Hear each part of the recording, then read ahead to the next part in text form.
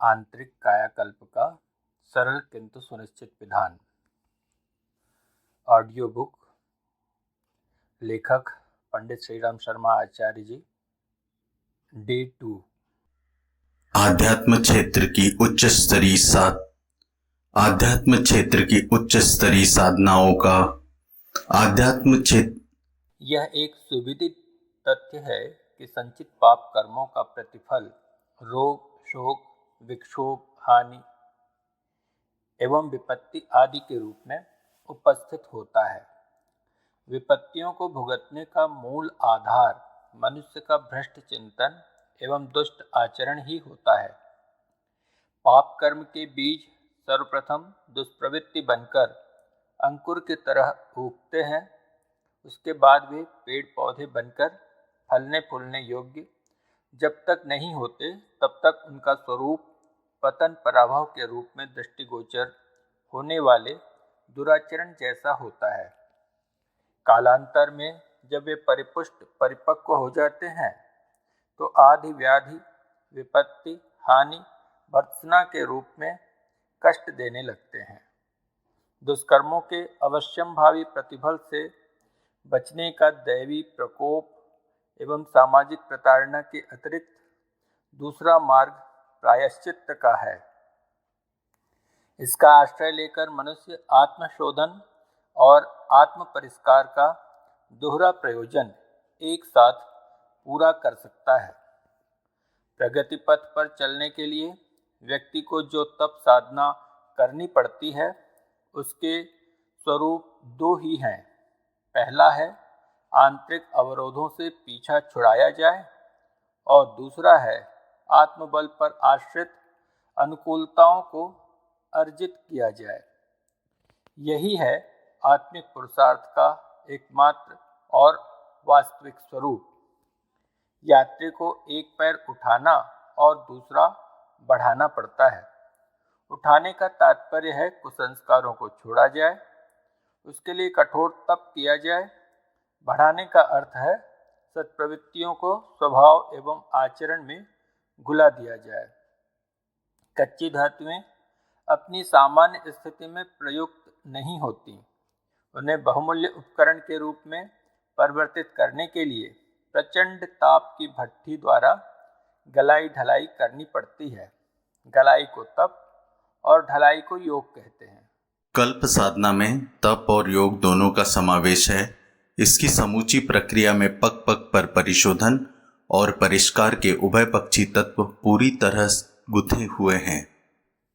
उपवास एवं सुसंस्कारी अन्न से काय शोधन होता है और मन क्षेत्र में प्रज्ञा का आलोक बढ़ता है। शरीर कल्प के यही दो आधार हैं। आत्मिक कायाकल्प के लिए भी शरीर का तप तितिक्षा के आधार पर ही परिशोधन होता है। यह प्राथमिक अनिवार्यता मानी जानी चाहिए। उपवास पर आधारित आहार चिकित्सा को कायिक निरोगता का मूल आधार माना जा सकता है। पेट का भार हल्का रहने और सहकारी न्यूनतम आहार से गुण कर्म स्वभाव पर उपयोगी प्रभाव पड़ने का प्रत्यक्ष लाभ स्वास्थ्य सुधार के रूप में दृष्टिगोचर होता है। इसी प्रकार इंद्रिय संयम, अर्थ संयम और विचार संयम का अभ्यास करने से अवांछनीय दुष्प्रवृत्तियों से सहज ही छुटकारा मिल जाता है। अंधकार हटना और प्रकाश बढ़ना एक ही बात है। कुसंस्कार घटेंगे तो आंतरिक प्रखरता स्वयमेव बढ़ेगी। इसके अतिरिक्त उन दिनों आंतरिक परिवर्तन हेतु जो भावनात्मक प्रयत्न होते हैं और योगाभ्यास सम्मत अतिरिक्त प्रयास भी चलते हैं, वह अभ्युदय उत्कर्ष की सशक्त प्रक्रिया है। अन्न को वस्तुतः ब्रह्म एवं प्राण की उपमा दी गई है। उपनिषदकार ने अन्न ब्रह्म की उपासना करने के लिए साधकों को सहमत करने पर अनेकानेक तर्क, तथ्य एवं प्रमाण प्रस्तुत किए हैं। आमतौर से आहार द्वारा क्षुधा निवृत्ति एवं स्वाद तृप्ति भर की बात सोची जाती है। वास्तव में यह मान्यता सर्वथा अधूरी है। भोजन प्रकारांतर से जीवन है। उसकी आराधना ठीक प्रकार की जा सके तो शरीर को आरोग्य, मस्तिष्क को ज्ञान विज्ञान, अंतःकरण को देवत्व के अनुदान, व्यक्तित्व को प्रतिभा तथा भविष्य को उज्जवल संभावनाओं से जाज्वल्यमान बनाया जा सकता है। मन को सात्विक बनाना आत्मोत्कर्ष की दृष्टि से नितांत आवश्यक है। इसीलिए कहा गया है, जैसा खाए अन्न वैसा बने मन। यहाँ अन्न से अर्थ है साधक का आहार। आहार शुद्धि साधना का प्रथम चरण है। तमोगुणी उत्तेजक अनीति उपार्जित व संस्कारियों द्वारा पकाया परोसा भोजन न केवल मनोविकार ही उत्पन्न करता है, वरन रक्त को अशुद्ध व पाचन को विकृत करके स्वास्थ्य संकट भी उत्पन्न करता है। आत्मिक प्रगति में, साधना की सफलता में तो कुधान्य का, अभक्ष्य का प्रभाव विषवत पड़ता है। मन की चंचलता इतनी अधिक हो जाती है कि सामान्य कार्यों में भी एकाग्र हो पाना संभव नहीं हो पाता। फिर साधना में अभिष्ट मनोयोग तो आहार शुद्धि बिना कैसे प्राप्त हो। पिप्लादि ऋषि पीपल वृक्ष के फल खाकर निर्वाह करते थे। कणाद ऋषि जंगली धान्य समेटकर उससे क्षुधा शांत करते थे। भीष्म पितामह शरशैया पर पड़े हुए धर्मोपदेश दे रहे थे। तब द्रौपदी ने पूछा, देव, जब आप मुझे भरी सभा में नग्न किया जा रहा था, तब आपने कौरवों को यह उपदेश क्यों नहीं दिए? वे बोले, उन दिनों मेरे शरीर में कुधान्य से उत्पन्न रक्त बह रहा था, अस्तु बुद्धि भी वैसी ही थी। अब घावों के रास्ते वह रक्त निकल गया और मेरी स्थिति सही सोचने और सही परामर्श देने जैसी बन गई। रुक्मिणी का जंगली बेर खाकर तथा पार्वती का सूखे पत्तों पर रहकर तप करना प्रसिद्ध है। उच्च स्तरीय साधनाओं में व्रत उपवास का अविच्छिन्न स्थान है। साधना में मन का सात्विक होना आवश्यक है। मन को शांत, स्थिर एवं सात्विक बनाने के लिए उपवास पर अन्न की सात्विकता पर ध्यान देना अति आवश्यक है। कल्प साधना वस्तुतः उपवास प्रधान है। इसका एक स्वरूप चांद्रायण साधना के रूप में देखने को मिलता है। चांद्रायण का सर्वविदित नियम अनुशासन पूर्णिमा से अमावस्या तक भोजन घटाने और तदुपरांत क्रमशः बढ़ाते हुए अगली पूर्णिमा को नियत मात्रा तक ले पहुंचना है। इसमें मन का कठोर संयम जिस प्रकार संभव हो पाता है, वह अन्य साधनाओं में नहीं है। यह काम पुरातन काल के साधकों के मनोबल और उनके शरीरगत सामर्थ्य को देखकर ठीक भी था, पर अब बदली परिस्थितियों में जहाँ मनुष्य की जीवनी शक्ति उतनी नहीं रही, पर्यावरण के परिवर्तन उसे जल्दी जल्दी प्रभावित भी करते हैं, उतनी कठोर साधना संभव नहीं। फिर भी उपवास का महत्व जहाँ का तहाँ रहेगा। आरोग्य रक्षा की दृष्टि से भी अन्य श्रमिक मजदूरों की तरह पेट को सप्ताह में एक बार छुट्टी मिलनी ही चाहिए। ऐसा न रहने पर उसकी कार्यक्षमता घटती है तथा शरीर में विजातीय द्रव्य एकत्र होते चले जाते हैं। पूर्ण उपवास न बन पड़े तो कम से कम यह संभव है कि कल्प की अवधि में आधे या कम आहार पर निर्वाह कर लिया जाए। शाकाहार, फलाहार, अन्नाहार में से किसी एक को चयन कर उसे ही नियत मात्रा में नित्य लेते रहने का भी चांद्रायण साधना में प्रावधान है। इसे एक प्रकार का मृदु चांद्रायण कहा जा सकता है। भांति भांति के सम्मिश्रणों से बचकर साधक यदि एक ही अन्न या शाक पर कल्प कर ले तो आहार शुद्धि, आंतरिक कायाकल्प, आरोग्य प्राप्ति के सभी प्रयोजन पूरे होते हैं। आहार इन दिनों जो लिया जाए वह सामान्य से आधा या और भी कम हो, सात्विक हो, सुपाच्य हो। इसके लिए भाप के माध्यम से पकाए गए अन्न को वैज्ञानिक, शास्त्रीय दोनों ही मतों से श्रेष्ठ माना जा सकता है। चिकनाई, मसाले और शक्कर, नमक आदि का आदि मन तथा शरीर उस डर्रे को सहज ही तोड़ नहीं पाता, पर धीरे धीरे काया कल्प काल के शोधित स्वादहीन आहार में ही ऐसी रुचि विकसित होने लगती है मानो साधक प्रत्यक्ष औषधि ही अपनी जीवनी शक्ति बढ़ाने के लिए ग्रहण कर रहे हैं। संतुलित आहार के नाम पर विविधताएं जुटाना व्यर्थ है। हर उपयुक्त खाद्य पदार्थ में वे सभी तत्व पाए जाते हैं जिनकी शरीर को आवश्यकता है। निर्धारित कल्प साधना में ही हविष्यान्न, अमृतासन, गेहूं, ज्वार, बाजरा, मक्का, चावल आदि ऋषि धान्यों को अकेले अथवा शाक पत्तियों के साथ भाप के माध्यम से उबाल द्वारा पकाकर दिन में 2 बार नियत से आधी मात्रा ग्रहण करने का प्रावधान है। इससे कम में वह मनोबल नहीं जुट पाता जो निष्कासन प्रक्रिया तथा नवीन निर्धारण जीवन दृष्टि के विकास हेतु जरूरी है। आज की परिस्थितियों के अनुरूप यह साधना हर दृष्टि से साधक को आमूल चूल बदल देने वाली प्रक्रिया के लिए उसे समर्थ, शक्ति संपन्न बना देने वाली मानी जानी चाहिए। आहार साधना के अतिरिक्त तप तितिक्षा में प्रायश्चित की चर्चा की जाती है। अपना अंतःकरण धोए बिना, विगत को भुलाए बिना साधन मात्र बाह्योपचार भर रह जाती है। कल्प साधना का अर्थ ही यह है कि अंदर से बाहर तक साधक पूरी तरह बदल जाए, पुरानी केंचुरी निकाल फेंके, नूतन चोला पहने।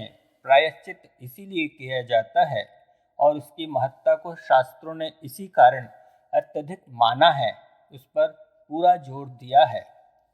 प्रायश्चित में 3 पक्ष हैं। एक, व्रत उपवास जैसी तितिक्षा। दूसरा, संचित कुसंस्कारों को उखाड़ने और उस स्थान पर उच्च स्तरीय शालीनता को स्थापित करने का अंतर्मुखी पुरुषार्थ। तीसरा, खोदी हुई खाई को पाटने वाली क्षतिपूर्ति के लिए पुण्य पुरुषार्थ का उदार साहस। इन तीनों के संयुक्त समावेश से ही प्रायश्चित की पूर्ण प्रक्रिया सधती है। मात्र आहार करने भर से तो कल्प प्रक्रिया का एक छोटा सा भाग ही सधता है। इस साधना को एक प्रकार के आयुर्वेदीय कायाकल्प उपचार के समान समूचे व्यक्तित्व का संशोधन, संवर्धन करने वाली प्रक्रिया कह सकते हैं। इतने पर भी कल्प के भौतिक सिद्धांत दोनों में ही एक जैसे हैं। एकांत सेवन, आहार संयम तथा निर्धारित चिंतन, यही आधान कल्प साधना के भी है। रोगी अपने रोग का स्वरूप ही नहीं, इतिहास भी चिकित्सक को बताता है। उसी निदान के आधार पर उपचार की व्यवस्था बनती है। कल्प प्रक्रिया में मार्गदर्शक को अपने संचित पाप कर्मों का विस्तृत वर्णन, स्वभावगत दोष दुर्गुणों का परिचय एवं भौतिक आत्मिक अवरोधों का विवरण प्रस्तुत करना पड़ता है। इन दोनों पक्षों पर गंभीर विचार करने के उपरांत ही हर व्यक्ति को कुछ विशेष परामर्श दिए जाते हैं, उपाय विचार बताए जाते हैं।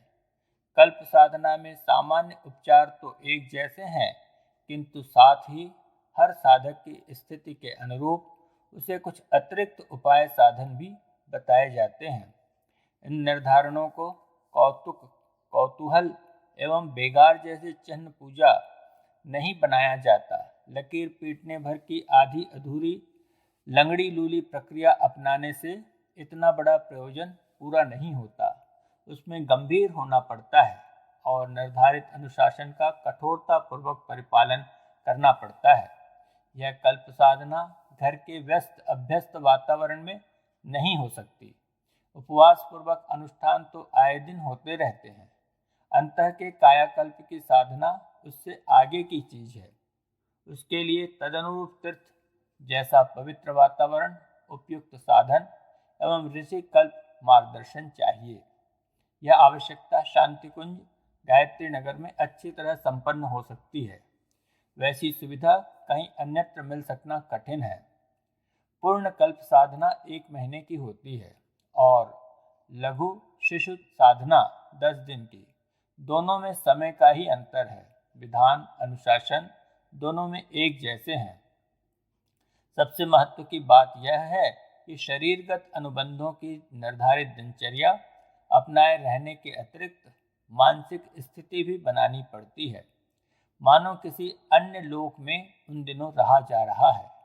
इन दिनों सांसारिक चिंतन एक प्रकार से विस्मृत ही कर देना चाहिए और मात्र अध्यात्म लोक की आवश्यकताओं तथा अंतः क्षेत्र की समस्याओं का हल करने में ही चित्त को पूरी तरह से केंद्रित रखना चाहिए। भौतिक जीवन की समस्याएं इतनी विकट होती हैं कि उन्हें सुलझाने वाले साधन जुटाने में प्रायः समूची जीवन अवधि खप जाती है। फिर आत्मिक जीवन तो और भी व्यापक एवं महत्वपूर्ण है। उसकी गुत्थियां सुलझाने और प्रगति के सरंजाम जुटाने हेतु नए सिरे से नए दृष्टिकोण तथा नया साहस जुटाना होता है। इतने बड़े काम के लिए निर्धारित साधना का स्वरूप यही है कि उसमें से भौतिक चिंतन एवं प्रयोजनों में भी प्रयास के लिए तनिक भी कोशिश नहीं की जाए तथा मनोयोग को निर्धारित प्रयोजनों में जुटाए रखा जाए। मन को अन्य किसी कार्य में अस्त व्यस्त नहीं करना चाहिए। इस प्रकार चांद्रायण साधना को व्रत, तप एवं कल्प के नाम से जाना जाता है। व्रत अर्थात संयम अनुशासन, निर्धारण एवं परिपालन। तप अर्थात संचित कुसंस्कारों से संघर्ष और शालीनता के अवधारणा का अभ्यास पुरुषार्थ। कल्प अर्थात पिछली हेय स्थिति को उलटकर उस स्थान पर उत्कृष्टता का प्रतिष्ठापना।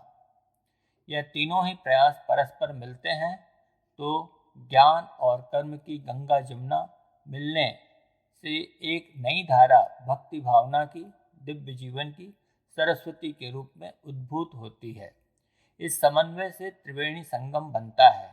उसका अवगाहन करने वाले इस धरती पर स्वर्ग का आनंद लेते हैं, जीवन मुक्त बनते हैं और मनुष्य रूप में देवता कहलाते हैं।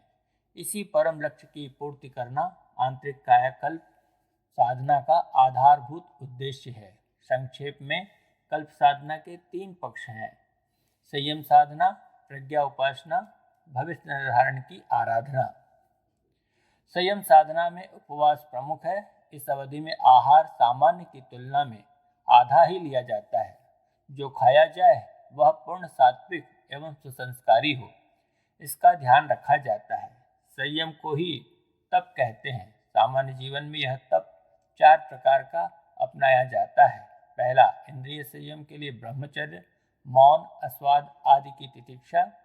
दूसरा, अर्थ संयम के लिए मितव्ययिता, परिश्रमशीलता अपनाकर सादा जीवन, उच्च विचार का अभ्यास, औसत भारतीय स्तर के निर्वाह का अभ्यास।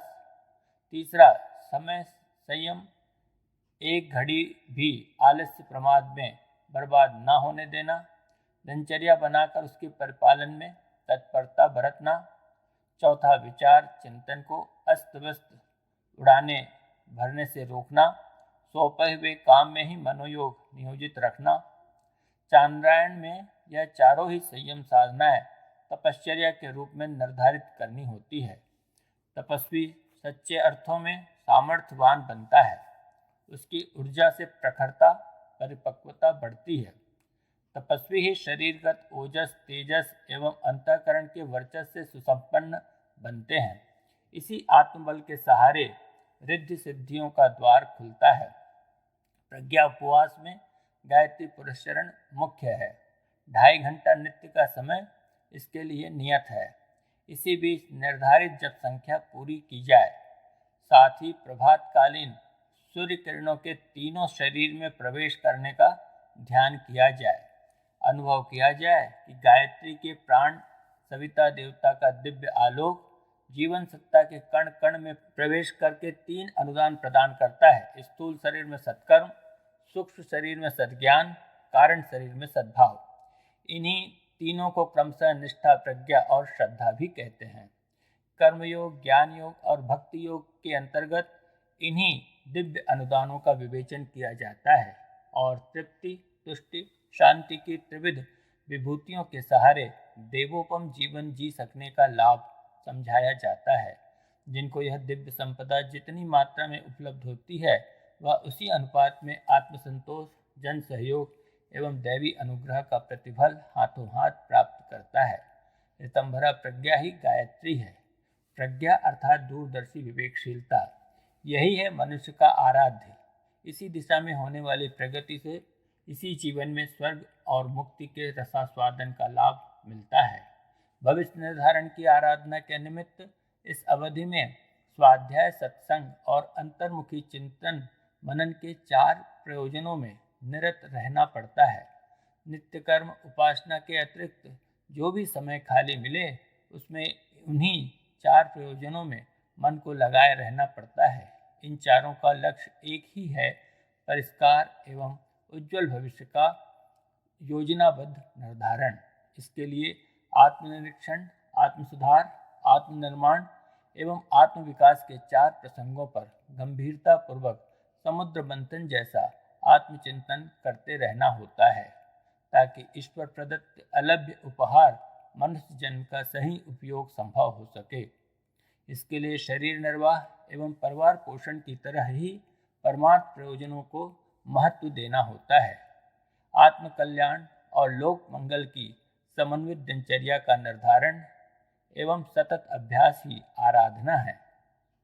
परमात्मा को आदर्शों का समुच्चय मानकर उसके साथ तादात्म्य होना उपासना है।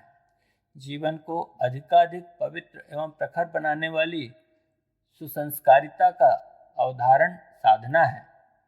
लोक मंगल को परमार्थ और उनके सहारे अपनी सत्प्रवृत्तियों का संवर्धन ही आराधना है। उपासना परमात्मा की, साधना अंतरात्मा की और आराधना विश्वात्मा की जाती है। कल्प काल में बहिर्मुखी माया प्रपंच से अवकाश प्राप्त किया जाता है और उस अवधि में अंतर्मुखी रहकर अंतर्जगत का पर्यवेक्षण किया जाता है। इस विद्या में परिवर्तन के लिए नियोजित आत्म साधना जितनी भावपूर्ण एवं गंभीर होगी, उतना ही इस कल्प साधना का प्रत्यक्ष वरदान उपलब्ध होगा। ओम शांति।